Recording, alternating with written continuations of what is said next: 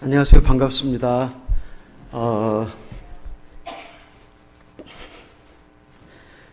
잠깐 아마존에 대해서 제가 소개를 하겠습니다. 아마존은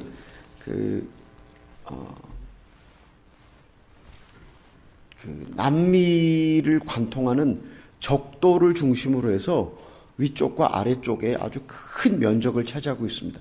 그 면적이 얼마나 큰지 미국 본토보다 약간 작은 그런 면적이 다 아마존 정글입니다. 그 정글에 강이 흘러내리는데 그 강이 세계에서 가장 큰 강이라고 합니다.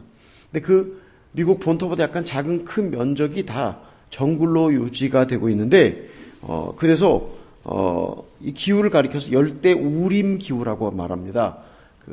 비가 많이 내리는 기후, 그리고 아주 무더운 기후. 그래서 한국에 갔더니 폭염경보, 폭염주의보가 있는데 아마존은 1년 내내 폭염주의보가 내리는 곳입니다.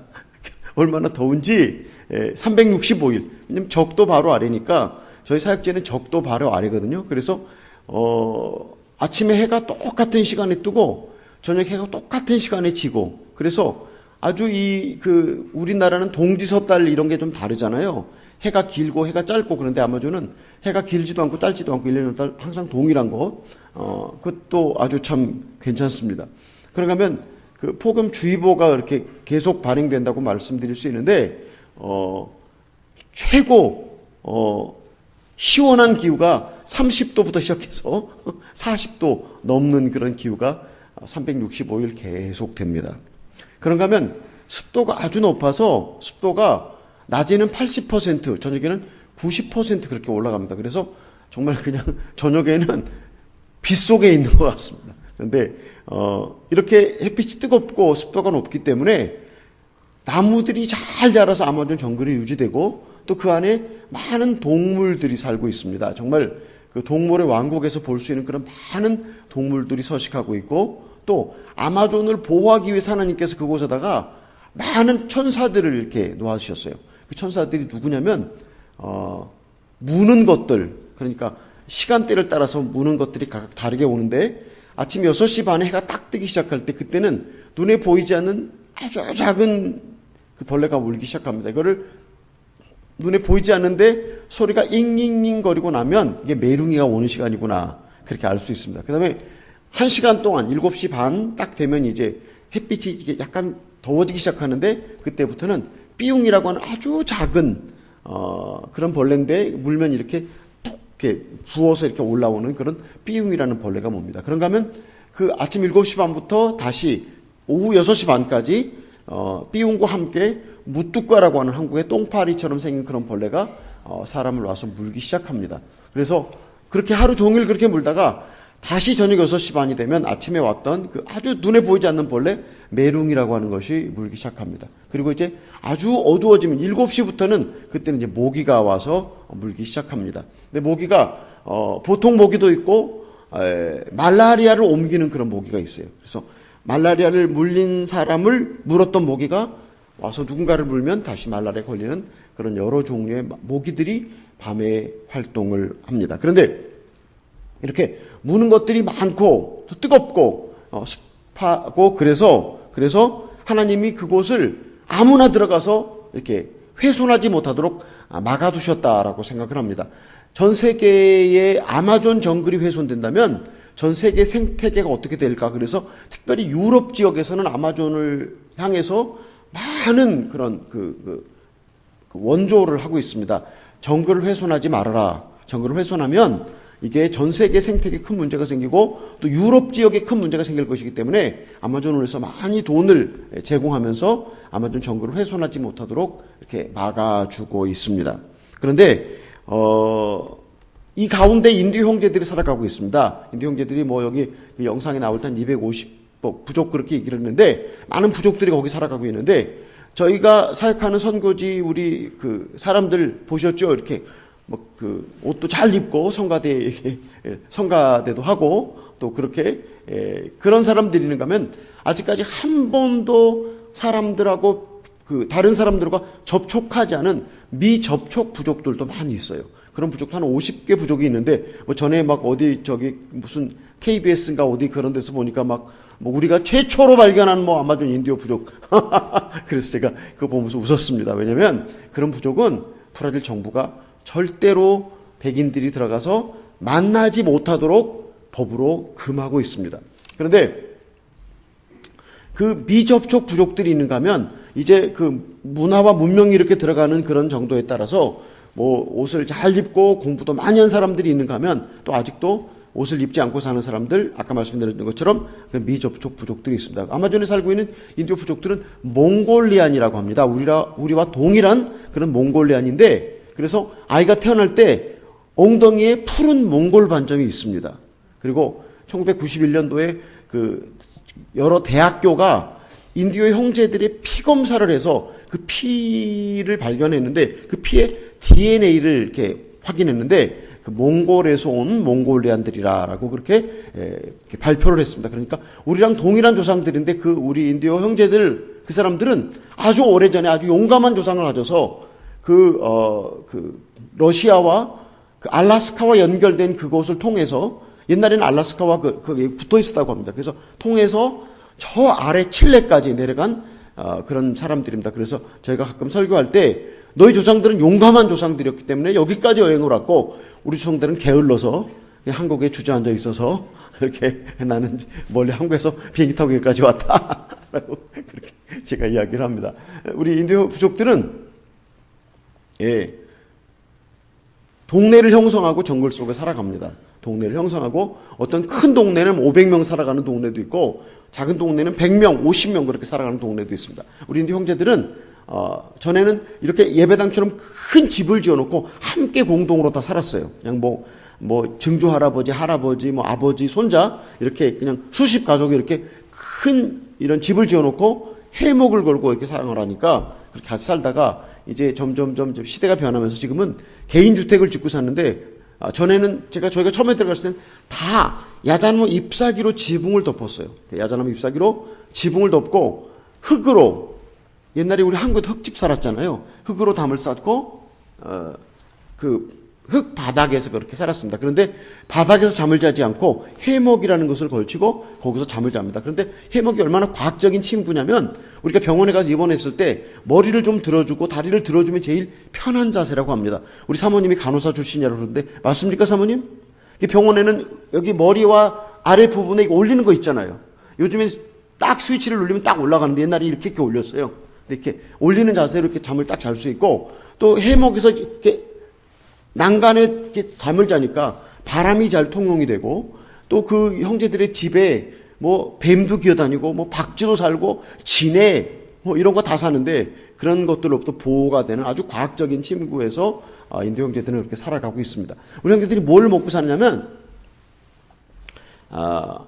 그 영화에 보면 막 아마존에 그냥 과일들이 막 주렁주렁 달려갖고 막 아무나 막 따서 그냥 막 먹고 그러잖아요.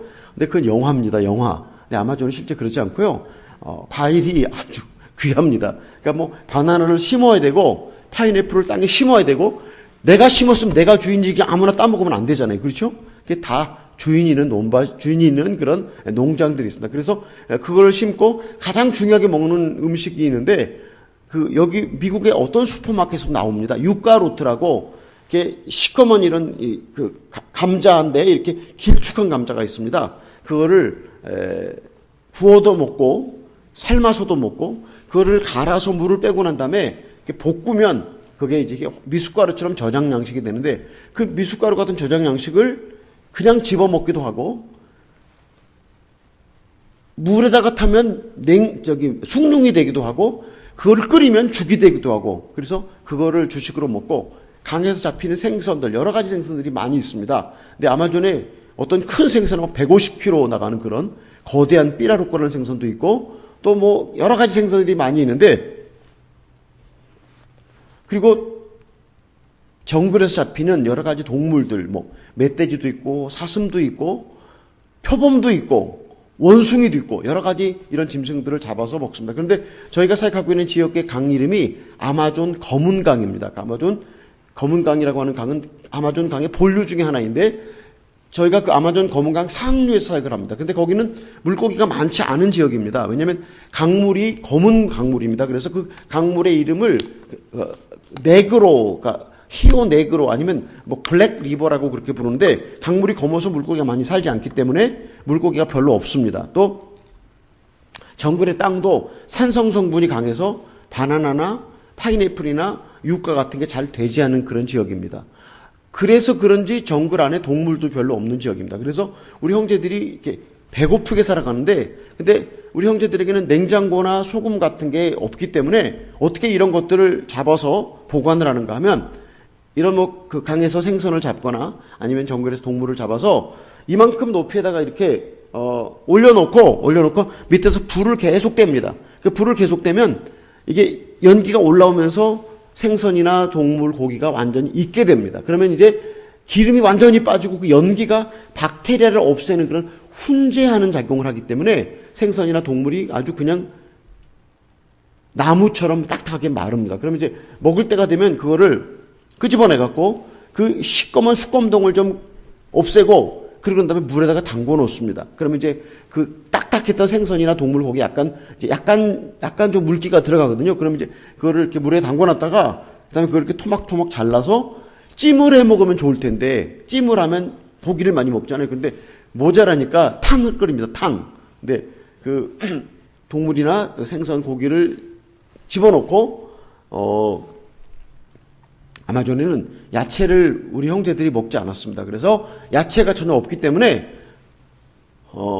거기다 뭐를 집어넣냐면 소금을 집어넣고 유일하게 양념으로 사용하는 것이 개미 양념장을 사용해요. 개미 양념장. 그래서 그 유가를 갈아서 물을 쫙 빼고 난 다음에 그 물을 뺀 그러니까 일종의 감자물 같은 거죠. 그 물에다가 식용개미가 있어요. 식용개미. 여러 가지 개미를 저희가 먹는데 그 개미를 집어넣고 오래오래 끓여요. 오래오래 끓이면 이게 아주 걸쭉하게 되는데, 근데 아무리 끓여도 개미 머리는 절대 없어지지 않더라고요. 개미 머리는 그냥 그대로 있어요. 근데 그래서 거기 그 탕에다가 개미 머리가 많이 들어있는 그 양념장을 집어넣고 같이 끓입니다. 그런데 끓이는 그 맛이 처음에는 아주 어려웠어요. 정말 이 비린내를 어떻게, 이 비린내나는 생선을 어떻게 먹나. 그리고 또 뭐 원숭이가 사냥해서 이렇게 형제들이 원숭이를 이렇게 불어서 이렇게 이런 걸 불어서 이렇게 원숭이를 사냥하기도 하고, 또 지금은 이렇게 총으로 원숭이를 사냥하기도 하는데, 원숭이도 죽을 때 다 한 원숭이도 이렇게 손을 쫙 펴고 죽은 원숭이가 없더라고요. 다 주먹을 꽉 쥐고 죽었는데 이 원숭이 손이 이렇게 접시에 딱 나오잖아요. 아주 어린 아이가 주먹을 꽉 쥐고 있는 것 같은 그런 손이 나오는데, 그걸 먹을 때 아주 어려웠습니다. 그런데 그래도 먹어야죠. 그렇죠?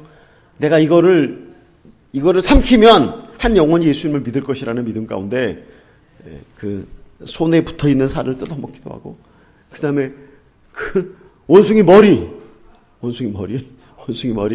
그래도 참 감사하게도 우리 인도 형제들 원숭이 머리를 산채로 골을 파먹는 이 완전히 무식한 홍콩, 싱가포르 이런 데는 산채로 원숭이 머리를 골을 파먹는다고 그러더라고요. 그래도 우리 형제들은 절대 그렇게 안 합니다. 원숭이를 훈제갖고 죽은 원숭이잖아요. 죽은 원숭이를 다 같이 끓이는데 그 원숭이 머리가 이렇게 접시에 나오기도 합니다. 이제 원숭이 머리를 딱 깨갖고 벌려서 그 원숭이 골을 먹는데, 원숭이 골이 꼭 돼지나 소 간 있잖아요. 왜 간. 소금을 약간 치고 레몬 물을 약간 뿌리고 그러면 아주 맛있는 그 간 요리 같습니다. 근데 제가 그것을 먹으면서 내가 이걸 먹으면 우리 형제들이 내가 이 먹는 모습을 보면서 얼마나 감사해야 할까. 사실은 원숭이 고기가 제일 맛있는 고기래요. 근데 어떤 분은 얼마 전에 얘기를 했더니 사람 조직과 가장 비슷한 고기가 제일 맛있다고. 사람 고기가 제일 맛있고 두 번째 원숭이 고기라고. 사람하고 비슷하게 생겼기 때문에. 근데 손님이 오면 뭐 원숭이를 항상 잡을 수 있는 건 아니에요. 근데 이제 7월이 원숭이의 달인데 그때는 원숭이를 많이 잡아서 우리 형제들이 하는 부흥회 가면 그때는 원숭이 고기가 계속 나와요. 그런데 그게 귀한 고기고 맛있는 고기라고 생각해서 손님들에게만 특별히 제공을 해요. 근데 가끔 이제 이렇게 단기 선교팀이 오잖아요. 단기 선교팀이 오는데 이게 상에 딱 이렇게 음식이 나오는데 우리 단기 선교팀 오신 분들은 그거를 딱 쳐다만 보고 있어요. 이거를. 그럼 어떻게 합니까? 예? 제가 다 주워다가 그냥 이만큼 산처럼 원숭이 고기를 싸놓고 그냥 제가 다 그냥 먹고 또 먹고 또 그래서 제 배 안에 원숭이가 수백 마리 들어있습니다. 근데 사람이요 여러 가지 음식을 먹다 보면 그래도 맛이 있다는 것을 발견하게 되고 또 누군가를 기쁘게 해줄 음식을 먹는다고 하는 건요 우리가 기뻐지기 때문에 저희가 지금은 이제 저희 집에서도 우리 형제들이 먹는 음식을 해서 맛있게 잘 먹고 적응을 하고 있습니다. 우리 형제들은 아까 말씀드린 것 지금은 이렇게 집을 짓고 살아가는데 개인 집을 짓고 살아가는데 화장실이 집안에 전혀 없어요. 화장실은 어디냐면 정글 속 전체가 다 화장실이에요. 근데 아무전에는 아까 말씀드린 것처럼 동물의 낙원인데 얼마나 많은 동물들이 살고 있겠습니까? 얼마나 많은 개미와 벌레가 살고 있는지 화장실에 가서 1번과 2번을 거기서 다 해결해도 얼마 지나지 않으면 아주 깨끗하게 청소가 됩니다. 왜냐하면 벌레들이 가서 다 없애기 때문에. 그런데 그래도 정말 우리 형제들의 그 사회에 윤리라는 것, 또 법이라는 것이 있어서 여자가 들어가는 화장실 길이 이쪽에 딱 이렇게 있어요. 여자가 들어가는 화장실. 이쪽은 남자가 들어가는, 정반대쪽으로. 그래서 절대 남녀가 화장실에서 만나는 일이 없도록. 그래서 다 각각 1번, 2번을 해결을 그렇게 합니다. 어디서 세수하고 이거 목욕을 하는가? 그 검은 강물이 다 목욕탕입니다. 그냥 야생, 그냥 자연식 목욕탕에서 거기서 다 이렇게 목욕을 같이 하고. 근데 제가 생각해 보면서 제가 포르투갈어로 설교를 하거든요. 포르투갈어로 그 사람들하고 선교를 하는데 또 깊은 데에 들어가면 우리 형제들이 제가 하는 포르투갈어를 못하기 때문에 부족어만 말하기 때문에 거기 또 통역을 세우고 설교를 해야 돼요. 그런데 제가 우리 형제들이 예수를 영접하고 변하는 그런 모습을 보면서 어떻게 이 사람들이 내가 하는 설교를 듣고 제가 34살의 선교사가 되어서 갔는데 34살에 가서 포르투갈어를 배워갖고 설교를 하는데 제가 말을 얼마나 잘하겠습니까? 그런데 제가 설교하는 설교를 듣고 예수를 영접하는 모습을 보면서 이 사람들이 어떻게 마음을 열 수 있을까? 이거는 이 사람들에게 고개 숙여서 인사해 주는 거 이 사람들이 아주 좋아합니다. 악수해 주는 거 아주 좋아합니다. 자기들하고 똑같은 음식 먹어주는 걸 아주 좋아합니다. 자기들하고 같이 해먹에서 잠자는 거 좋아합니다. 이 사람들이 우리랑 같이 검은 강물에서 목욕하는 거 아주 좋아합니다. 이 사람들이 우리랑 같이 정글 속에 있는 화장실 같이 사용하는 것을 아주 좋아합니다. 우리가 그들과 똑같은 낮은 자세로 우리의 마음을 낮출 때 그들이 마음을 열어서 예수님을 영접하고 그리고 구원받는 그런 모습을 보면서 예수님이 이 땅에 내려오지 않으시고 하늘나라에서 내가 선택한 모든 자녀들은 교회 나와라 그래갖고 예수를 믿게 할 수도 있겠지만 이 땅에 내려오셔서 예수님이 인간의 모든 질고를 경험하시고 오늘 우리에게 내게로 오라고 우리를 부르시는 예수님을 생각해 볼 때 우리가 여러분 전도하기 원하시죠? 아멘? 예, 전도하기 원하시죠? 전도하기 원하시면 인사를 잘하세요. 부자한테는 인사를 잘해도 부자는 인사를 받는 것을 즐거워하지 않아요. 아이고 저 뭐 하라고 이렇게 인사를 하노? 그런데 가난한 사람이 인사 많이 해주면 아주 좋아해요. 인사 많이 하면. 그러니까 여러분 인사를 잘 하십시오. 그냥 미국 사람들한테도 인사하고 한국 사람 만나는 모든 사람들한테 그냥 인사한다고 하면 에너지가 좀 많이 소비가 되죠. 그럼 에너지 소비되면 이 과체중 조절에 도움이 되잖아요. 맞습니까? 그러니까 인사를 잘 하십시오. 제가 우리 교인들한테 이렇게 얘기해요. 우리가 돈이 없어서 브라질 부자보다 돈을 많이 가질 수는 없다. 우리가 브라질 사람들보다 지식을 많이 갖기도 어렵다. 우리가 브라질 사람들보다 권력을 갖기도 어렵다. 그런데 한 가지 이 사람들을 손으로 꽉 쥘 수 있는 게 있다. 예수님 우리에게 영적 기선을 잡는 것을 가르쳐 주셨어요. 뭐라고 가르쳐 주셨는지 아세요? 너희가 첫째가 되고 싶으냐? 그럼 꼴찌가 되라고 그랬어요. 꼴찌가 되는 게 뭐냐면 먼저 인사해 주는 겁니다. 그 사람을 섬겨 주는 겁니다. 그 사람을 사랑해 주는 겁니다. 내 예수님의 사랑의 능력으로 그 사람을 꽉 쥐는 겁니다. 믿습니까? 예수님이 33살밖에 못 살았잖아요. 33살. 33살밖에 못 살은 그것도 제자의 배신으로 십자가에 강도들 틈에서 죽어버린 사나이. 인생으로 보면 얼마나 불행한지 몰라요. 인생으로 보면 결혼도 못했죠. 인생으로 보면 33살에 생을 마쳤다고 하는 그것도 정말 불행하게도 살해되었다고 하는 거. 이거 얼마나 불행한 인생입니까? 그런데 예수님이 오늘 우리에게 모든 무릎이 그 앞에 꿇려지고 모든 입술로 주님을 시인하게 하는 것. 이것이 무엇인가? 그분이 하신 말씀. 너희가 첫째가 되고 싶으면 꼴찌가 되라. 그분이 꼴찌가 되셨잖아요. 꼴찌가 되셔서 우리의 마음을 사로잡으신 겁니다. 전도하는 것, 열심히 인사하는 겁니다. 그 우리말에 이런 말 있잖아요. 웃는 얼굴에 침 뱉으랴. 계속 인사하고 또 인사하고 또 인사하고 또 인사하면 언젠가 그 사람이 뭐 때문에 이 사람이 인사를 열심히 하나 그리고 물어볼 때가 있을 거예요. 그러면 그 물어볼 때 그때 기회를 잡아서 나는 예수님을 믿는 사람이라고, 예수님을 믿으니까 이렇게 좋다고 교회 오라고 얘기하는 건요, 그건 전도가 아니에요. 교회 오라고 하는 건. 절에 다니는 사람이 절에 가자고 데려가는 것이 아무것도 아니잖아요. 예수님 믿었던 내가 이렇게 인생이 변화됐다, 예수님 믿고 이렇게 내가 행복하게 살아가고 있다고 하는 것을 말해주는 것이 복음을 설명하는 겁니다. 근데 그 기회를 잡기 위해서 열심히 인사하십시오. 예. 그리고 뭐가 생기면 열심히 다른 사람에게 선물을 나눠주시기 바랍니다. 예수님이 우리에게 본인이 선물이 되셨잖아요. 예수님이 우리에게 최고의 선물입니다. 그러니까 우리가 다른 사람에게 선물이 될 수 있도록, 아무쪼록 여러분이 항상 낮은 자리, 그래서 이것을 우리는 성육신적인 선교라고 그래요. 성육신적인 삶을 여러분이 사시기를 예수님의 이름으로 축복합니다. 네, 우리 목사님께 말씀하실 때 정말 이 세계에 많은 선교지가 있는데 어쩌면 아마존이 제일 어려울 것이다 그랬는데, 아마존이 쉬운 곳은 아닙니다.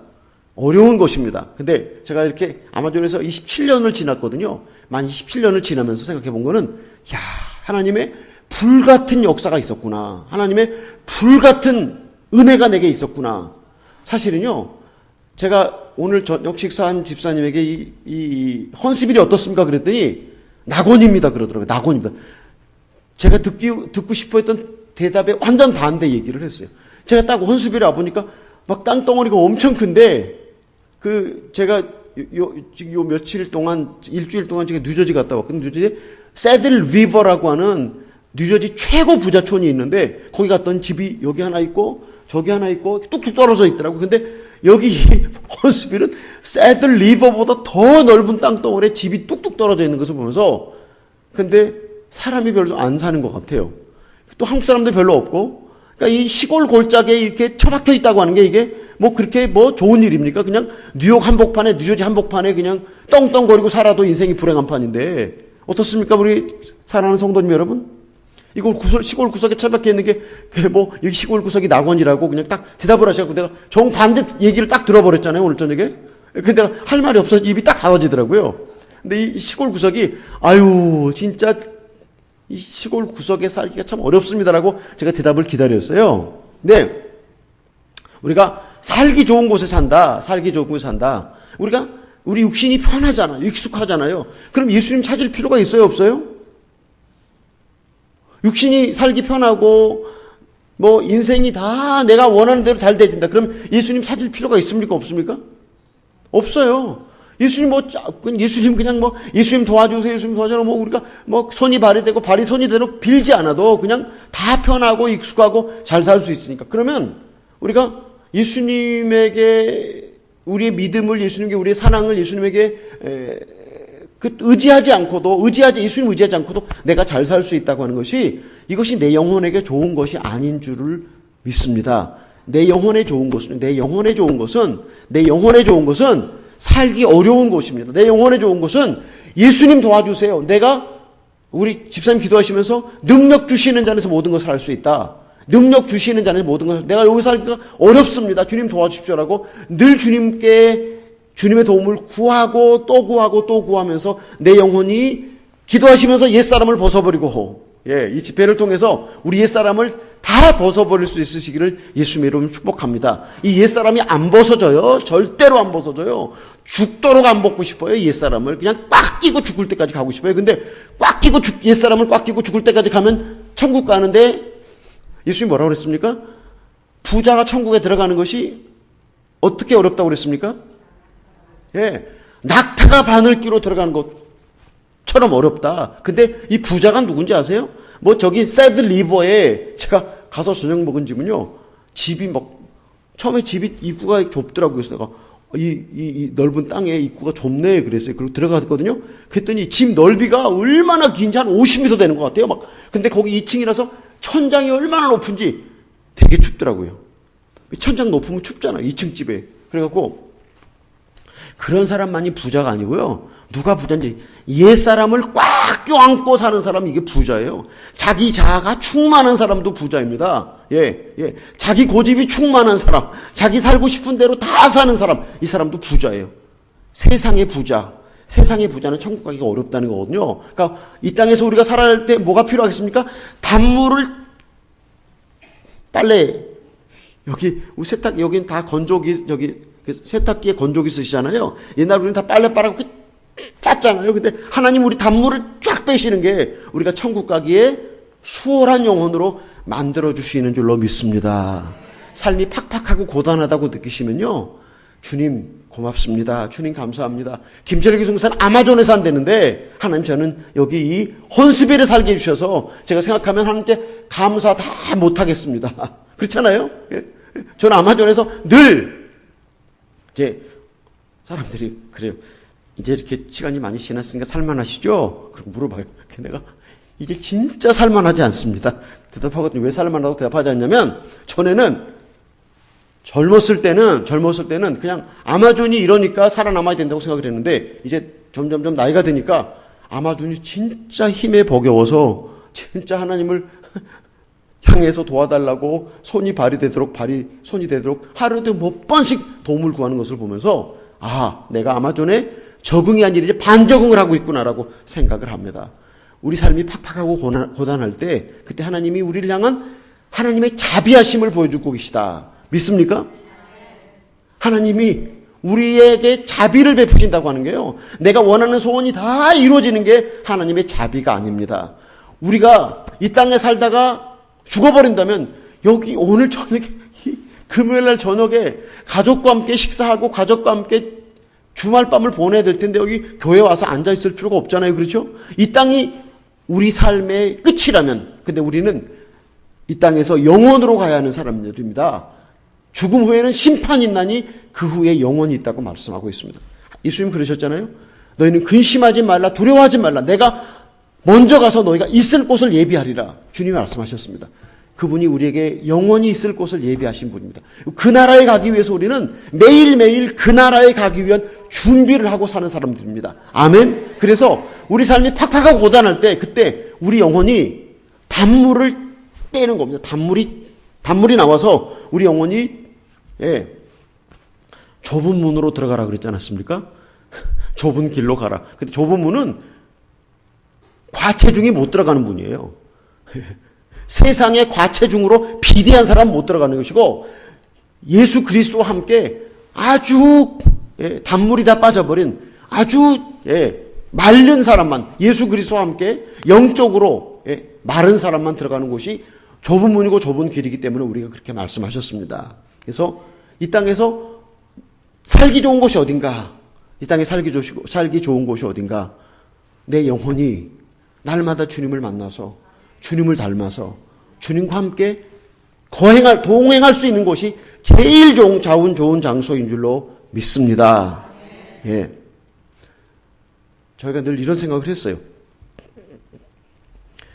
아마존 깊은 정글에서 태어났다는 이유로 예수님의 복음을 한 번도 들어보지 못하고 가난과 질병에 노출돼 살고 죽을 수밖에 없는 운명을 가진 인디오 영혼들을 보시는 하나님 마음은 얼마나 아프실까.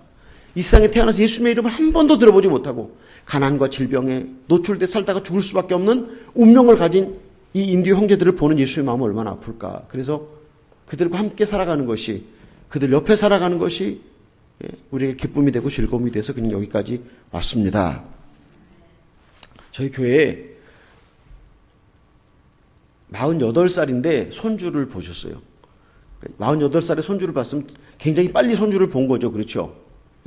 근데 이 집사님이 20살에 결혼을 했고 그 큰아들을 낳고 그 아들이 20몇 살이 됐는데 이제 또 아이를 낳았어요. 근데 그 집사님이 그 손자를 데리고 교회에 왔는데 그 손자 이렇게 보는데 그냥 우리말에 그런 말이 있잖아요. 땅에 꺼질까? 불면 날아갈까? 이렇게 하는 모습을 보는데 정말 그 손자를 향한 눈길이 얼마나 사랑과 그냥 진짜 그 손자를 위해서 그냥 세상의 모든 것을 다 주고 싶은 마음을 가진 그런 것을 제가 보았습니다. 하나님이 우리를 이 할아버지가 이 어린 손자를 보는 것처럼 나를 볼 것이라고 믿습니까? 예, 믿음이 아주 좋으십니다, 목사님. 예. 하나님이 나를, 그 할아버지가 손자를 그냥, 스바냐 3장 17절 말씀입니다. 너의 하나님 여호와가 너의 가운데 계시니 그는 구원을 베푸실 전능자이시라. 그가 너로 말미암아 기쁨을 이기지 못하시며 너를 잠잠히 사랑하시며 너로 말미암아 즐거이 부르며 기뻐하시리라. 하나님이 우리를 향해서 기쁨을 이기지 못하고 너무나 행복하셔서 우리로 인해서 행복해서 기쁨을 이기지 못하시고 잠잠히 사랑하신다라는 그런 성경 말씀입니다. 그런데 우리는 다 우리 성도님께서 아멘 하신 것처럼 하나님 날 이렇게 사랑해 주시기를 바랍니다. 맞습니까? 하나님 날 이렇게 사랑해 주시기를 바랍니다. 그리고 하나님 내가 이 당신의 사랑을 받아서 좀 내가 천국도 가고 이 땅에서 잘 살고 두 개 다 하고 싶습니다. 맞습니까? 두 개 다 하고 싶잖아요. 그렇죠? 천국도 가고 이 땅에서 잘 살고 싶고. 꿈은 자유고 착각은 자유라고 그랬잖아요. 그러니까 우리가 착각해도 됩니다. 네. 진짜 하나님이 우리를 그렇게 사랑하실까? 진짜 하나님이 그렇게 우리를 사랑하실까? 근데 진짜 하나님이 그렇게 우리를 사랑하시는 것이 사실인데 어떤 사람만 하나님이 그렇게 사랑하세요? 어떤 사람만 하나님이 그렇게 사랑하세요? 어떤 사람이냐면 그리스도 안에 거하는 사람입니다. 그리스도 안에 거하는 사람은 하나님이 너무 사랑하셔서 기쁨을 이기지 못하시는 분이세요. 누구를 향해서 그렇게 사랑하시냐? 그리스도 안에 거하는 사람입니다. 제 집사람이 4년 반 전에 세상을 떠났습니다. 그런데 누가 제 집사람이 좋게 얘기하면 제가 그 사람한테 선물을 막 주고 싶어요. 근데 제 집사람에서 아무 말도 안 하거나 제 집사람을 싫어하는 눈치를 딱 보이면 저도 고개를 딱 돌리고 싶어요. 하나님이요, 당신의 아들 예수 그리스도를 높이고 예수님을 사랑하고 예수님께 죄인이라고 고백하는 사람은요, 하나님이 우리 자신을 쳐다보는 것이 아니라 예수님을 보시고 우리를 너무나 사랑하세요. 근데 성경이 우리에게 무엇이라고 말하냐면, 여러분 잘 아시죠? 세례 요한이 이 땅에 왔을 때 첫 번째 설교가 무슨 설교였습니까? 세례 요한의 첫 번째 설교? 회개하라 천국이 가까웠느니라. 예수님의 설교는 어떤 설교였습니까? 역시 또 예수님의 설교도 회개하라 천국이 가까웠느니라고 그랬어요. 근데 만일에 여러분 예수님 설교를 듣고 세례 요한의 설교를 들었다면 여러분 기분이 좋았을까요? 나빴을까요?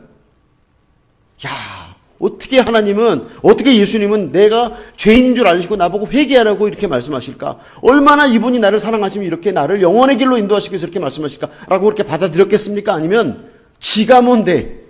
혹시 이렇게 누가 이렇게 여러분 충고하시면 여러분 어떻습니까?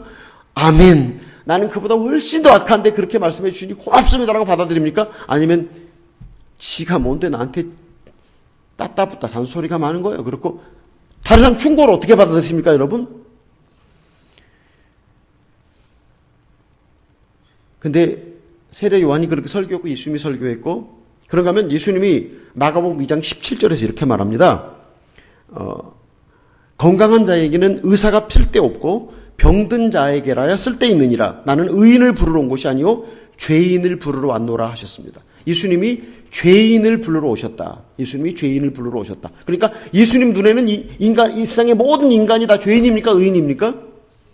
다 죄인입니다. 근데 이게 자존심을 좀 상하게 합니까? 안 상하게 합니까? 우리 자존심을? 우리를 죄인이라고 말하는 것이 좀 기분이, 나를 죄인이라고 예수님이 말하는 것이 우리가 기분이 좋습니까? 안 좋습니까? 한 번도 안 생각해 보셨어요? 마땅하다고 생각하셨습니까? 기분 안 좋죠. 기분 안 좋죠. 누가 여러분한테 시비해도 기분이 나쁜데 하나님이 나보고 죄인이라고 그러면 기분이 아주 안 좋습니다. 그런데 사도 바울은 또 좀 더 심하게 우리한테 말을 합니다.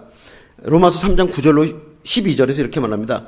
우리는 나으냐? 결코 아니라 유대인이나 헬라인이나 다 죄 아래에 있다고 우리가 이미 선언하였느니라. 기록된 바 의인은 없나니 하나도 없으며 깨닫는 자도 없고 하나님을 찾는 자도 없고 다 치우쳐 함께 무익하게 되고 선을 행하는 자는 없나니 하나도 없도다.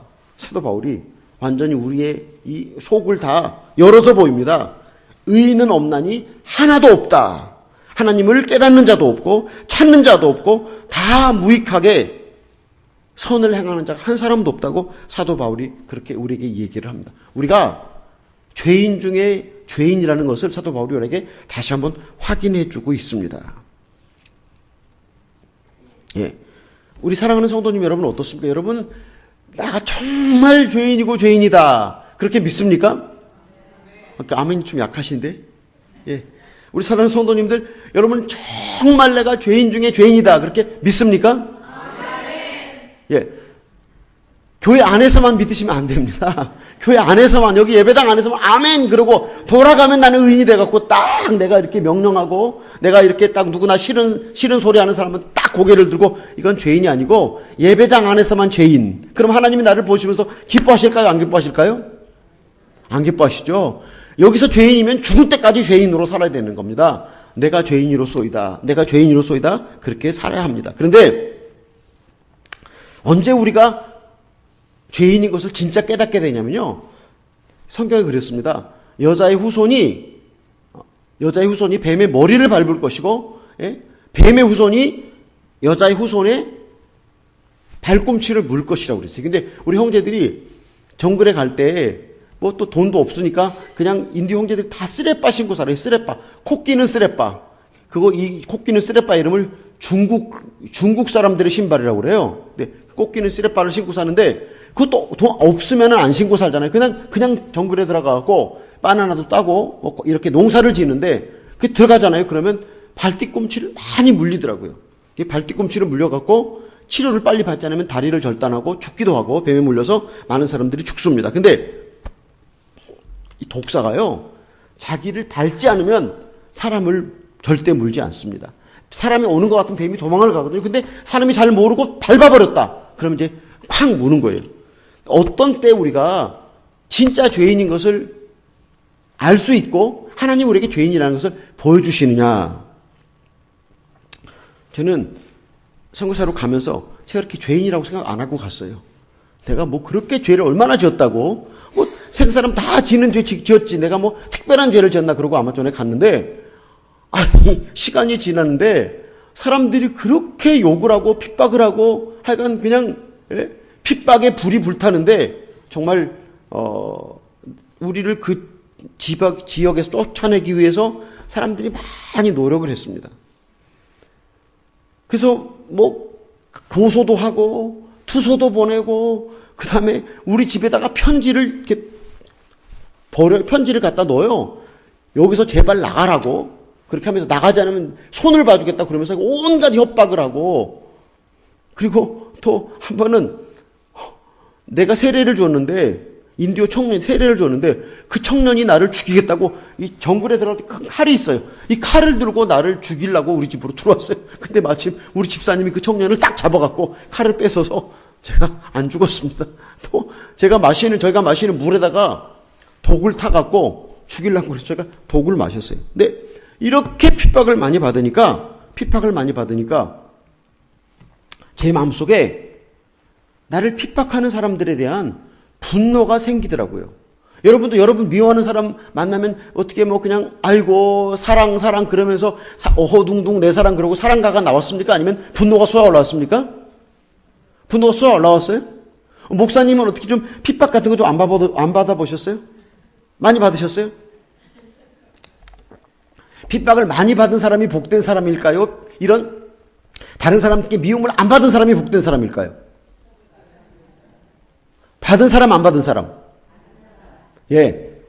참. 예. 우리 목사님이 차 타고 저 라이드에서 이렇게 오는데, 우리 교인들은 다 아주 그냥 이렇다고 말씀하시는데, 대답도 잘하셔서 감사합니다. 핍박을 많이 받은 것이 하나님의 복인 줄로 믿습니다. 다른 사람 미움 많이 받은 것이 복인 줄로 믿습니다. 왜 복이냐면요, 그렇게 받을 때, 우리 속에 미움이 올라오잖아요, 미움이. 그 미움과 함께 뭐가 올라옵니까? 그 미움과 함께 복수하고 싶은 생각이 올라오잖아요. 복수하고 싶은 생각. 그러니까 뱀이 밟히니까 콱 물어버리는 것처럼 우리가 누가 이렇게 뺨을 딱 때리면 우리는 어떻게 하고 싶습니까? 이쪽 뺨을 딱 대고 싶으세요? 뺨을 때리면 나는 주먹으로 그냥 면상을 까버리고 싶잖아요. 이게 우리 마음이잖아요. 진짜로. 그렇습니까? 안 그렇습니까? 좀 정직하고 솔직하시기를 바랍니다. 네.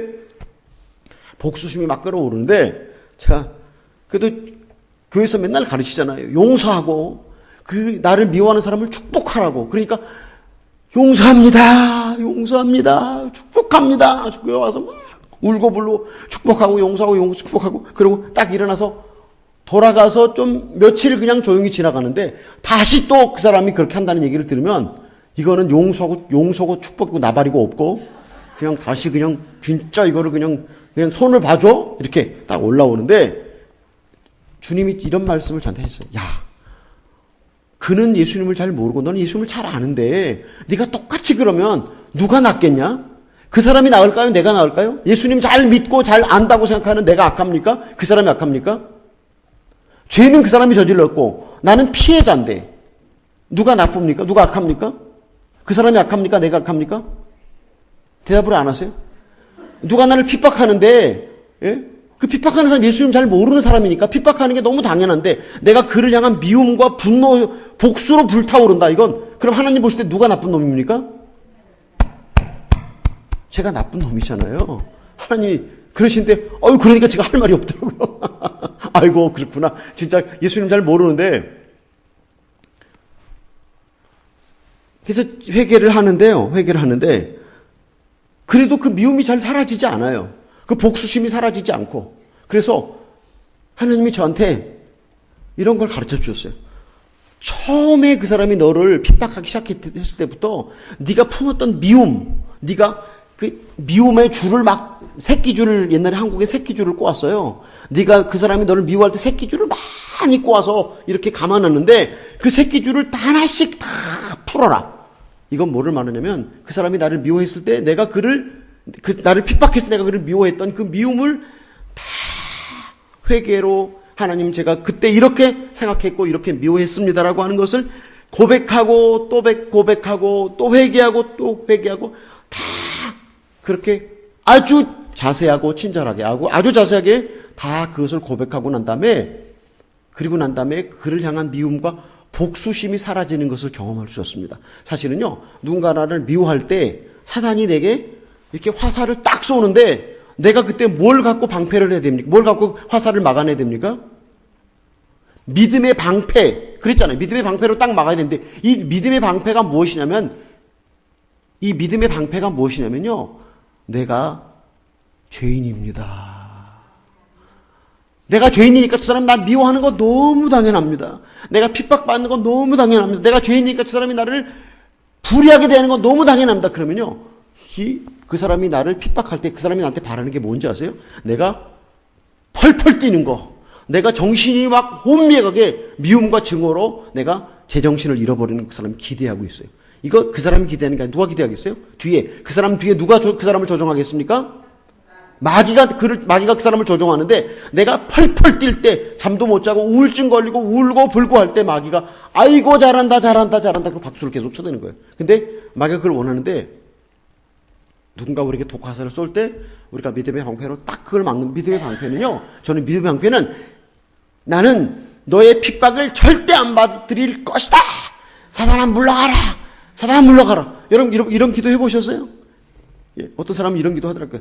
나는 절대로 가난을 용납할 수 없다. 가난아 물러가라. 그런다고 가난이 물러가면 이 세상에 가난한 사람 하나도 없겠죠. 그렇죠? 안 그렇습니까? 그리고 나는 절대로 이 핍박을 받지 않을 것이다. 이 핍박 물러라. 제가 얼마나 기도를 많이 했겠어요. 선교사니까 하나님 제발 사람들이 제가 여기 와서 무슨 일을 합니까? 가난한 인도 형제들에게 예수님을 가르쳐주고 먹이고 입히고 공부를 가르치고 의료 혜택을 주고 제가 의료 선교한다는 거 보셨죠? 제가 사역을 3가지 하는데요. 인도 청년들을 데려다가 저 신학교에서 4년 동안 공부를 시킵니다. 근데 지금 올해 이번 학기에 몇 명이 저희 신학교 안에서 생활하는가 봤더니 65명이 생활하더라고요. 65명이 먹고 입고 공부하고 이거 다 제 성교비로 하는 거거든요. 그런가 하면 보셨죠? 1996년부터 제가 의사와 치과 의사들을 데리고 인디오 마을에 의료 혜택이 미치지 못하는 데가 사역을 하고 있어요. 2007년에 큰 병원선을 주셨어요. 이 교회가 한 30m 될 것 같아요. 그렇죠? 근데 저희 병원선에 21m 길이에 6m 넓이에 굉장히 아름다운 병원선이라고 생각하셨습니까? 영상 나올 때?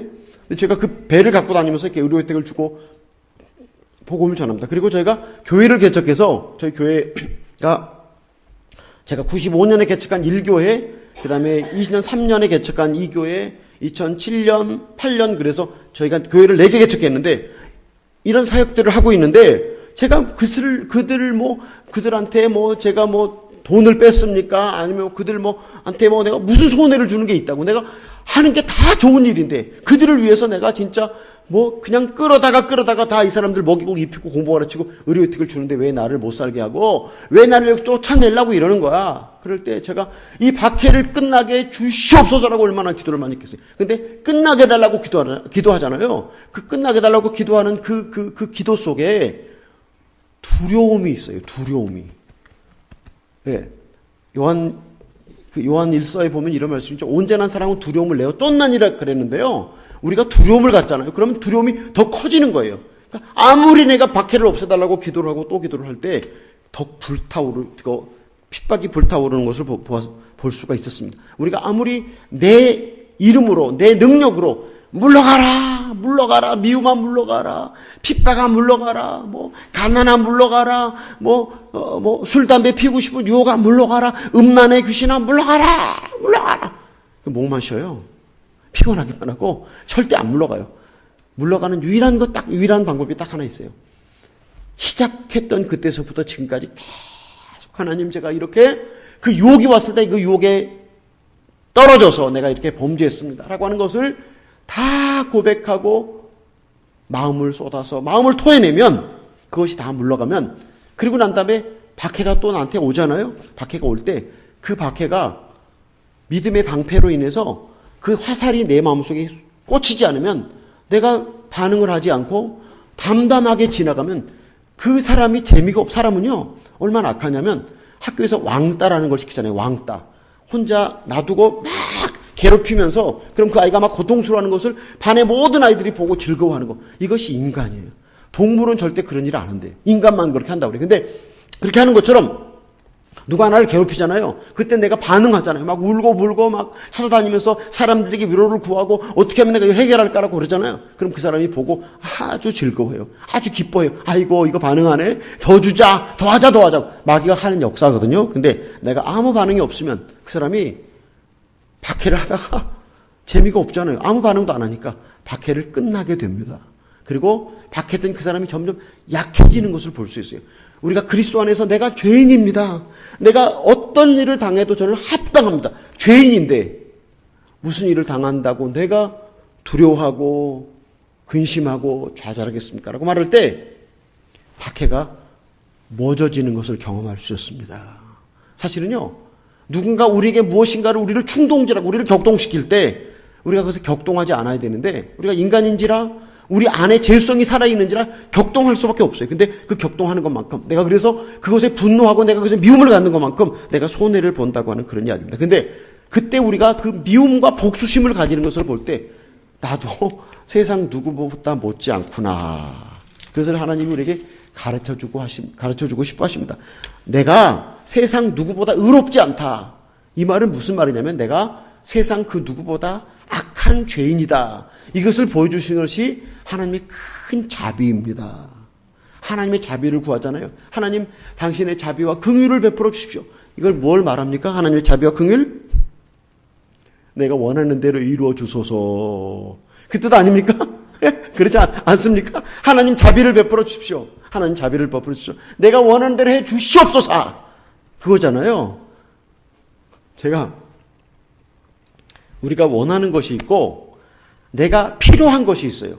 우리 사랑하는 성도님 여러분, 오늘부터 좀 이제 제가 설교를 몇 번 할 텐데 여러분의 인식을 제가 주님의 은혜로 바꿔드리고 싶어요. 내가 원하는 것이 내 영혼에 좋은 것일까요? 내가 필요한 것이 내 영혼에 좋은 것일까요? 내가 원하는 것이 내 영혼에 좋을까요? 내가 필요한 것이 내 영혼에 좋을까요? 그럼 내가 원하는 것이 무엇인지 한번 가르쳐 드릴까요? 내가 원하는 것. 내가 원하는 건요, 4년 반 전에 세상을 떠난 우리 집사람이 돌아오는 거예요. 부활하는 거. 제가 이런 꿈을 얼마나 많이 꿨겠어요? 예. 내가 몸을 불태워서라도 우리 집사람을 살려내올 수 있다면 제가 그걸 살려내고 싶어요. 이게 내가 원하는 거예요. 또 내가 원하는 게 뭐냐면, 아마존의 더위를 느끼지 않고 그냥 아마존이 그 더워도 내가 시원하게 그냥 에어컨 바람을 항상 쏘일 수 있는 거 내가 원하는 거예요. 근데 내가 필요한 것은 무엇이냐? 내가 필요한 것은 내 영혼이 주님과 동행하고 그리스도 안에 거하는 것이 내가 필요한 것입니다. 우리는 늘 내가 원하는 것과 내가 필요한 것을 오해할 때가 있어요. 내가 원하는 것이 하나님도 원하는 것이다라고 오해하는데, 하나님은 우리에게 무엇을 주고 싶은지 아세요? 하나님 우리에게 주고 싶은 것이 뭐냐면, 하나님 우리에게 주고 싶은 것은 구원과 영생입니다. 이 땅에서 빌 게이트가 세계 최고 부자라고 그랬잖아요. 빌 게이트처럼 살다가 하나님 나라에 갔다고 그래도 이 땅에서 미국 한인교회 중에 제일 큰 교회가 어느 교회예요? 목사님 아세요? LA 사랑의 교회인가요? 아니면 뉴저지 초대교회인가요? 예, 뭐 사랑의 교회 목사를 하다가 갔든지 아니면 뭐 뉴저지 초대교회 당회장 목사를 하다가 갔든지, 하나님께서 그것을 보시고 뭐 이렇게 점수를 주는데 그게 좌우가 되겠어요? 안 되겠어요? 큰 교회 목회했다? 빌 게이츠처럼 부자로 살았다? 이게 하나님 나라 갔을 때 하나님이 우리 점수 주는데, 멸관을 주는데 이게 점수에 도움이 되겠습니까? 안 되겠습니까? 우리 자매님? 전혀 안 됩니다. 하나님 나라에 갔을 때는 전혀 도움이 안 됩니다. 전혀 도움이 안 됩니다. 근데 무엇이 도움이 되는가? 그럼 하나님 나라에 갔을 때 하나님이 어떻게 우리에게 점수를 주는가? 어떻게 점수를 주는가? 내 영혼이 얼마나 그분과 함께 옛사람을 다 벗어버리고 내 영혼이 예수 그리스도와 연합하고 동행하는 삶을 살다가 그곳에 가는 것이 그곳에서 도움이 되는 것입니다. 하나님 우리에게 진짜 주고 싶은 것, 하나님 우리에게 진짜 주고 싶은 것은 이 땅에 썩어질 것이 아니에요. 제가 왜 저기 무슨 뭐 이렇게 축구대회, 배구대회 그런 거 하잖아요. 그러면 그 트로피를 받잖아요. 트로피. 그 트로피가 막 그 트로피를 새로 샀을 때 그 반짝거리는 그 진짜 금 같고 은 같은 그 트로피가 1년이 지나고 나면 어떤 색깔로 변하는지 아세요? 완전히 색깔이 완전히 변해갖고 완전히 그것을 어디다가 놓는다는 자체가 장식으로도 부끄러운 것만큼 트로피 색깔이 변해버리고 맙니다. 이 땅에서 우리가 가지는 우리가 원하는 모든 것들이라고 하는 것이 하나님 나라에서는 아무런 가치와 의미가 없는 것인 줄로 믿으시기를 바랍니다. 하나님은 내가 원하는 것보다 내가 필요한 것을 주시기 위해서 당신의 아들을 십자가에 죽이시면서 우리를 구원하신 하나님입니다. 우리의 근본적인 문제가 무엇입니까? 우리가 왜 불행하게 사는지 그것을 아세요? 왜 우리가 불행합니까? 돈이 없어서 불행합니까? 호랍이 과부에서 불행합니까? 부모가 없어서 불행합니까? 우리가 왜 직장이 없어? 우리가 불행한 근본적인 원인이 무엇인지, 근본적인 원인이 뭐라고 생각하세요? 우리가 불행한 근본적인 원인, 성경 그것을 죄라고 말합니다. 성경은 그것을 죄라고 말하는데 그 근본적인 문제를 해결해 주시기 위해서 독생자 예수 그리스도를 십자가에 못 박게 하시고 우리를 구원하신 그분은, 우리가 필요한 것은 우리를 죄에서 자유하게 하시고 우리로 하여금 우리의 자아가 다 죽고 예수님과 함께 연합하는 것을 주시기 위해서 날마다 지금도 당신의 자비를 베풀고 계십니다. 아멘. 뱀을 밟기 전에는 뱀이 사람을 물지 않습니다. 근데 우리가 문제가 생길 때 그때 우리는 우리 죄가 드러납니다. 그때 우리 죄가 드러납니다. 예. 그때 우리 죄가 드러납니다. 그러면 나를 핍박했던 사람들을 내가 생각하면 그 사람들이 나를 핍박하는데 하나님이 그 사람을 이용해서 누구를 복주려고 나를 핍박합니까? 하나님이 어떤 사람들을 들어서 나를 핍박하고 괴롭히잖아요. 왜 그 사람들이 나를 핍박하고 괴롭힙니까? 나한테 복 주려고 그럽니까? 나한테 화를 주려고 그럽니까? 나한테 복을 주려고. 요셉의 형들이 요셉을 팔아먹지 않았으면 요셉이 어떤 아들로 살았겠어요? 어쩌면 부잣집 막내 아들로 살다가 그렇게 살다가 인생을 끝마쳤을 텐데 요셉의 형들이 요셉을 팔았기 때문에 요셉이 애굽의 총리가 되는 영광을 누리게 됩니다. 하나님이 우리를 복주기 위해서 주변에 수많은 사람들을 두시고 우리를 괴롭힙니다. 우리를 괴롭히는 그 사람들이 사실은 악인도 악한 날에 쓰임을 받는다고 그들이 우리에게 복주기 위해서 하나님의 도구로 쓰임받고 있다. 믿습니까? 우리 집사님, 권사님 남편들이 여러분 많이 괴롭히십니까? 어떻습니까? 우리 사랑하는 집사님, 여기 장로님 계시면 아내가 여러분을 많이 괴롭히십니까? 안 괴롭히십니까? 전혀 안 괴롭히십니까? 부부는 다 살면서 긴장하고 살잖아요. 비유 맞추며 살아야 되잖아요. 비유 안 맞추면 싫어해요. 비유 맞추고 기쁘게 해주고. 그래서 성경에 예수님 그랬습니다. 사도 바울이 그랬어요. 종말이 가까우니까 결혼 안 할 수 있으면 하지 말아라. 결혼한 사람은 아내를 기쁘게 하고 남편을 기쁘게 해준다. 그런데 홀로 사는 사람은 예수님만 기쁘게 해줄 수 있다. 근데 결혼해 살면 다 비유 맞추고 긴장하며 살잖아요. 그래서 서로가 서로에게 악한 도구가 될 수 있는데, 그러나 우리가 생각할 때, 죄 없는 저 사람이 나 때문에 나를 위해서 이렇게 고생하고 있구나. 하나님 저를 얼른 변화시켜 주십시오. 제가 엊그저께 어느 그 회사의 신우회 모임에 갔어요. 그랬더니 그래서 제가 이런 얘기를 했어요. 여자는 365일 선물을 필요로 하고 남자는 일생에 몇 번만 선물을 필요로 하는데 남편에게 거기 주로 다 여자들만 모였어요. 그래서 여러분들이 남편이 가끔 선물하십니까? 그랬더니 어떤 자매님 말 자기가 선물을 하는데 남편이 이렇게 선물하지 말고 말이나 좀 곱게 하지? 그런데 이 남편 완전히 간 큰 남자예요. 간 큰 남자.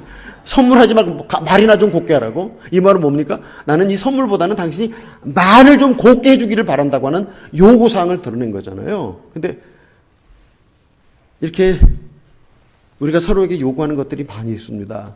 이 요구하는 것들, 이것들이 다 나를 복주기 위해서 하나님이 사용하는 하나님의 도구다라고 생각하면 나를 괴롭히는 사람들이 불쌍하고 나를 괴롭히는 사람들이 쓰임받고 있다고 하는 것으로 우리가 그분들을 위해서 축복해주고 그분들을 사랑하고 그분들을 위해서 기도해 주셔야 합니다. 아멘. 하나님이 베푸시는 가장 크고 놀라운 자비가 우리 죄를 드러내서 회개하게 하여 주시는 것입니다. 우리 죄를 드러내서 회개하게 하여 주시는 것입니다. 어떤 무명인이 쓴 시인데 한번 좀 들어보십시오. 아주 흥미로운 그 시입니다. 하나님이 나를 너무 사랑하심으로 나를 더욱더 주님의 형상과 닮게 하시기 위해 나의 모든 고난, 나의 모난 부분들을 깎으실 때, 나의 모난 부분들을 깎으실 때 하나님은 그것을 사랑이라 부르시지만 나는 그것을 고난이라 부릅니다. 하나님이 내 모난 부분, 말이나 좀 곱게 하지.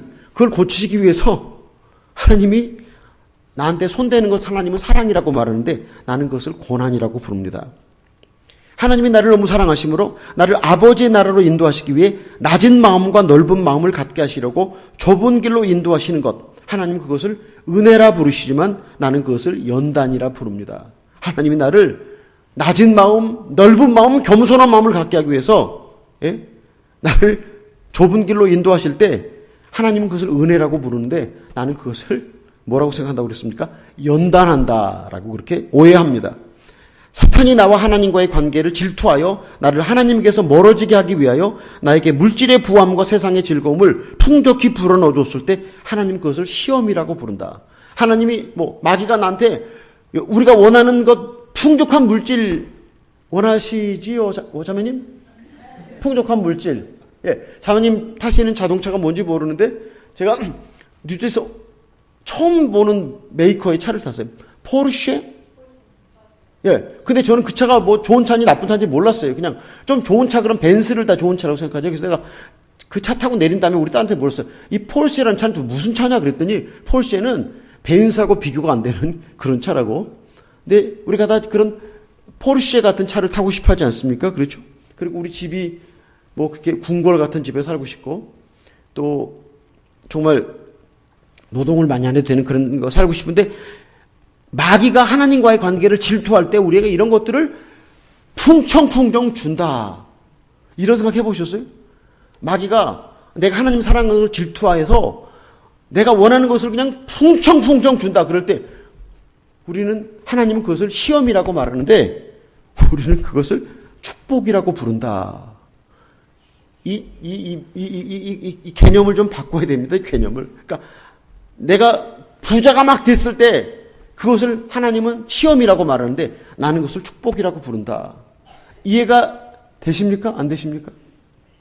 생각을 좀 깊이 하셔야 됩니다. 왜냐하면 여러분이 하나님이 시험이라고 부르는 것을 위해서 계속해서 기도하고 또 기도하고 또 기도하고 하나님 주시옵소서 주시옵소서 이렇게 하는 건 데모하는 거예요. 데모. 한국이 데모 왕국이잖아요. 그래서 이게 딱 여기다 딱 이거 하고 이렇게 구호를 외치잖아요. 이렇게 네, 교회 와서 하나님 주시옵소서 주시옵소서 주시옵소서 이렇게 그걸 하나님이 주시면 하나님이 우리에게 축복하시는 겁니까? 아니면 축복 안 하시는 겁니까? 우리가 그렇게 구했을 때 하나님 그걸 주시면 그것이 축복입니까? 아닙니까? 그 축복받고 하나님께 가까이 가는 사람 보셨어요? 못 보셨어요? 여러분 제가 어느 교회 가서 그 설교했는데 금싸라기 같은 집사님, 다이아몬드 같은 집사님이 점점점 사업이 확장되고 손에 꼽히는 부자가 되니까 장로도 되더라고요. 근데 그 장로가 바다의 모래 같은 장로가 되고 말더라고요. 그분이 축복을 많이 받은 겁니까? 아니면 축복을 못 받은 겁니까? 여러분 어떻게 생각하십니까? 아니 대답을 잘 안 하시는데. 예. 그분이 그 집사님이 가난할 때는 금싸라기 같았어요. 금싸라기. 다이아몬드 같았는데 그분이 사업이 점점점 커져갖고 손에 꼽히는 부자가 되니까 장로도 됐어요. 그러고 난 다음에 바다의 모래알처럼 아무 의미가 없는 장로가 되고 말았어요.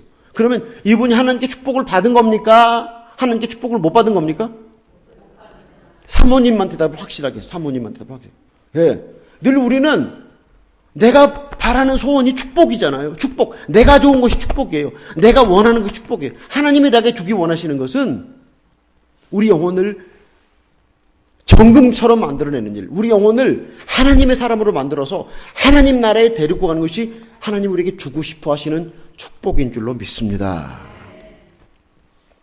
세상의 기준과 세상의 시선으로 하나님의 일들을 바라보기에 나는 하나님의 뜻을 알지 못한 채 그렇게 하나님의 계획과 뜻을 오해하고 잘못 받아들일 때가 많습니다. 하나님의 시선으로 하나님의 기준으로 아버지의 계획하심과 뜻하심을 깨달을 수 있도록 주님에게 아버지의 지혜를 구하고 나의 아둔하고 어두워진 눈을 밝혀달라고 간절히 기도합니다. 간혹 내가 이해할 수 없는 일들로 인해 마음이 무너질 때도 있겠지만 그분은 이해할 대상이 아니라 믿어야 할 대상이기에 늘 하나님과의 시선 맞추기를 게을리하지 않기를. 우리는 모두 건망증 환자라서 자꾸 들려주지 않으면 까먹고 맙니다. 내 마음은 한없이 가라앉아 먹먹해질 때 눈을 들어 우리를 사랑하시는 그분을 바라봅니다. 하나님 사랑합니다. 축복, 내가 부르는 축복은요 성경이 말하는 시험입니다. 시험. 내가 시험이라고 생각하는 것은 예수 그리스도 안에서 그것이 바로 축복인데 우리는 늘 핀도가 틀리잖아요. 핀도가. 하나님이 우리가 바라는 것과 내가 바라는 것과 늘 이게 핀트가 다르기 때문에 늘 하나님을 오해하고 하나님의 시선으로 하나님의 기준으로 무엇을 바라봐야 되는데 인간의 기준으로 세상의 계획으로 바라보니까 늘 우리가 오해한다고 하는 이야기입니다. 사도 바울이 로마서 7장 18절에서 이렇게 말합니다.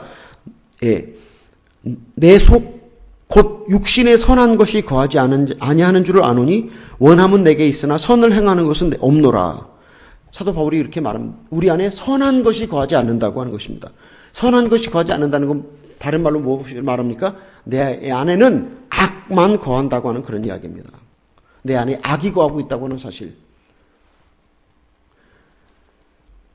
우리 사랑하는 헌스베르 살아가고 계신 우리 성도님 여러분, 저는 여러분 모두가 다 이런 고백을 함으로 인생의 성공자가 되기를 예수님의 이름으로 축복합니다. 어떤 고백을 하느냐면요. 사도 바울이 디모데 전서 1장 15절에서 한 고백입니다. 사도 바울은 그때 25년 선교 사역을 하고 늙고 병들고 감옥에 갇혀 있고 죽을 날을 기다리는 죄수였습니다. 디모데 전서를 감옥에서 기록했습니다. 다시 말씀드릴까요? 늙고 병들고 감옥에 갇혀 있고 죽음을 기다리는 사도 바울이 디모데전서 1장 15절에서 이런 얘기를 합니다. 밑보다 모든 사람들이 받을 만한 이 말이요 예수 그리스도께서 죄인을 구원하시려고 이 땅에 오셨도다. 내가 죄인 중에 괴수로다.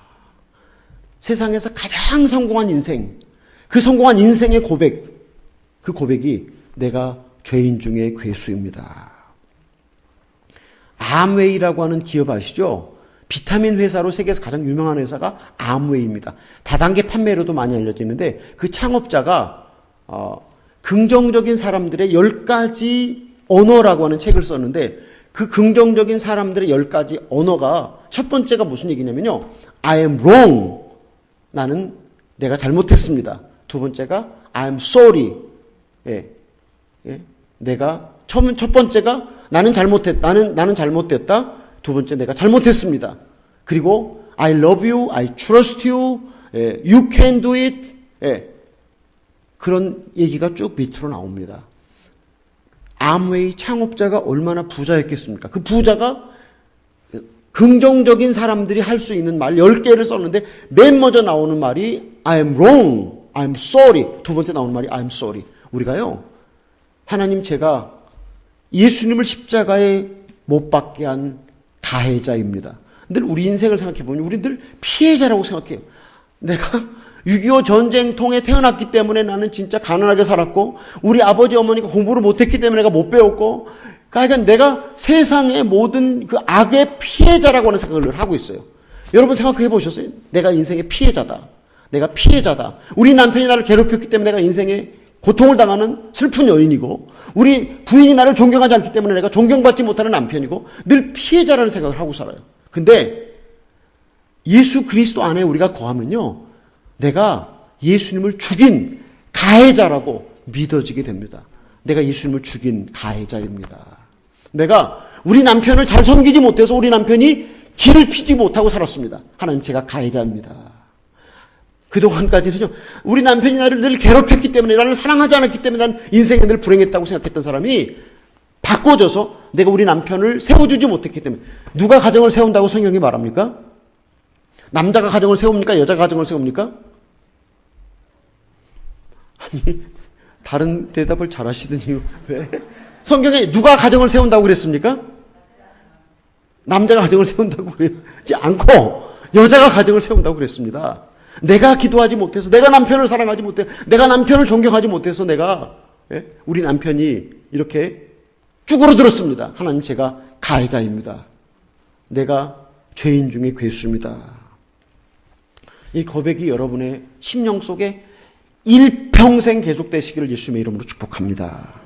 시편 51편에서 다윗이 회개하면서 이런 기도를 합니다.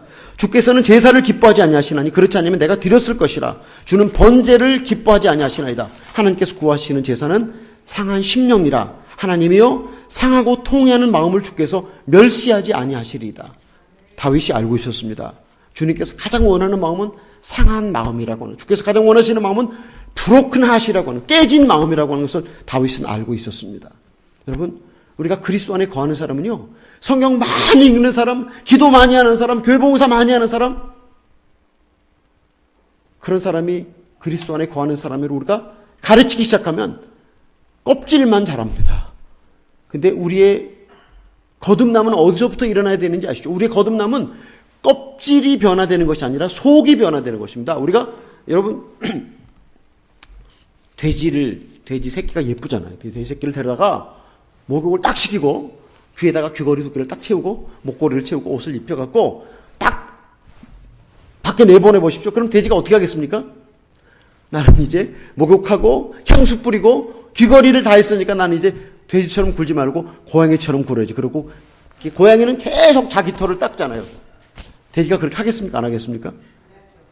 돼지는 돼지 노릇을 합니다. 그런데 만일에 가정에서 돼지의 가슴을 열고 돼지의 머리를 돼지의 머리를 고양이 머리로 바꿨어요. 모습은 역시 돼지지만, 그러나 그 고양이의 머리를 가진 돼지는 어떻게 하겠습니까? 절대로 돼지 노릇을 하지 않는다는 겁니다. 우리의 구원과 우리의 변화는 어디서부터 일어나야 되냐면 우리의 껍질이 아닙니다. 우리가 성경 읽고 기도하고 이것도 아주 중요한 것입니다. 그런데 주님께서 우리에게 원하시는 상한 심령으로 갖고, 그리고 성경을 읽고 기도를 하고 교회 봉사를 하면 하는 모든 곳곳마다 교회 봉사를 많이 할수록 벼가 많이 익으면 고개를 숙입니까? 고개를 딱 듭니까? 벼가 익었을 때 고개를 딱 숙입니다. 우리가 예수 그리스도 안에 거한다고 하는 것, 내가 죄인 중에 괴수라고 하는 사실을 알고 하나님 제 죄를 더 보여주시고 제 죄를 나타내 주시고 제 죄를 깨닫게 해달라고 기도하면서 성경 읽고 기도하고 교회 봉사를 할 때 사실은 우리는 그리스도 안에서 정말 풍성한 삶을 살 수 있습니다. 그런데 우리가 내가 죄인이라고 하는 사실, 그리스도 안에 거하는 것을 모르고 성경 읽고 기도하면 내가 이렇게 교회에서 봉사를 많이 하니까 다 나처럼 봉사를 하라고 자기를 내세우기 시작합니다. 예수님께서 누가복음 18장 9절로 14절에서 두 사람의 비유를 얘기합니다. 한 사람은 바리새인이었고 한 사람은 세리였습니다. 한 사람은 성전에 올라가서 두 손을 들고 하나님 감사합니다. 하나님 여러 가지 하나님 감사합니다라고 감사 기도를 드렸습니다. 한 사람은 세리인데 그 사람은 눈을 들어서 하늘을 쳐다보지도 못하고 고개를 숙이고 나는 죄인으로소이다 나는 죄인으로소이다라고 기도를 마치고 돌아갔다. 이 바리새인이 감사하다고 하는 기도했고 두 번째 세리는 죄인이라고 가슴을 치면서 기도를 마치고 돌아갔다. 누구의 기도가 하나님께 올라갔겠느냐라고 예수님이 질문하십니다. 세리의 기도는 하나님께 올라갔다고 얘기합니다. 바리새인이 얼마나 성경을 많이 읽었겠습니까? 바리새인이 얼마나 선한 일을 많이 했겠습니까? 바리새인이 얼마나 하나님의 나라를 위해서 많이 노력했겠습니까? 그런데 그가 가져야 할 가장 중요한 마음, 상한 마음, 내가 죄인입니다라는 상한 마음을 갖지 않고 감사합니다. 그래서 내가 한 행위를 인해서 저희가 선교사로 갈 때 윤동주의 서시를 제가 늘 생각했어요. 하늘을 보러 한 점 부끄러움이 없기를 잎새에 있는 바람에 나는 괴로워했다. 별을 사랑하는 마음으로 모든 죽어가는 것을 사랑해야지. 오늘도 별이 바람에 스치운다.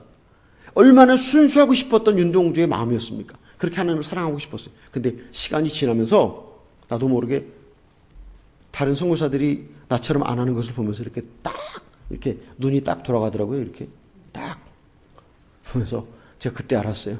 왜 내가 바리새인이 되고 말하는가.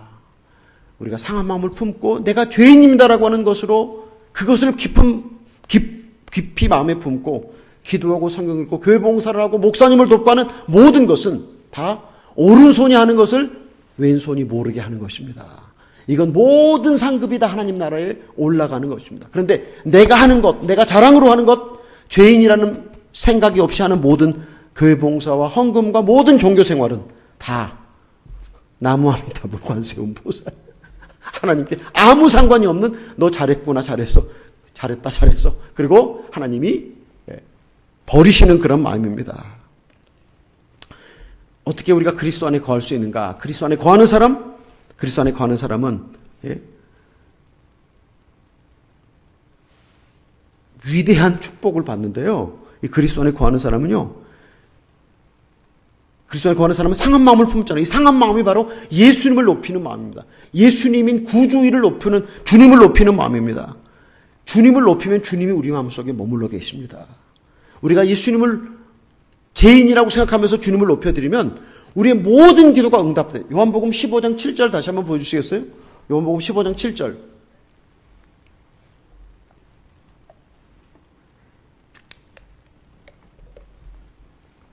요한복음 15장 7절. 너희가 내 안에 머물러 있고 내 말이 너희 안에 머물러 있으면 너희가 무엇을 구하든지 다 그대로 이루어질 것이다. 아멘. 상한 심령을 품고 예수님을 높이면서 우리가 주님께 기도하면 우리의 기도가 단순해집니다.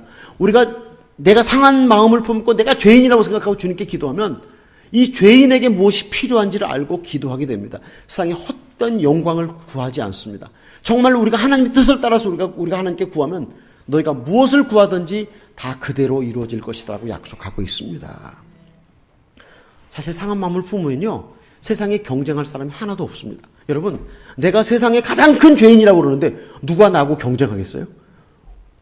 무한 경쟁이라고 그러잖아요. 근데 이 무한 경쟁에서 유아 독존이 될 수 있습니다.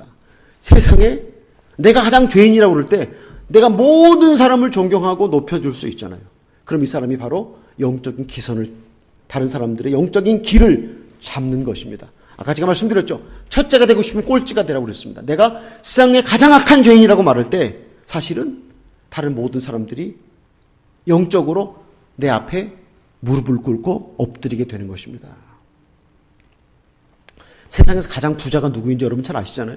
빌 게이트가 가장 부자입니다. 상한 마음을 품고 사는 사람은 빌 게이트보다 영적인 자원과 이 땅의 자원이 훨씬 더 많은 사람입니다. 이런 자원은 돈 주고 사는 것이 아니고 수고해 사는 것이 아니라 마음을 쳐서 회개해서 상한 마음을 품고 이 땅과 하늘에 속한 모든 복을 우리가 받아 누리는 것입니다.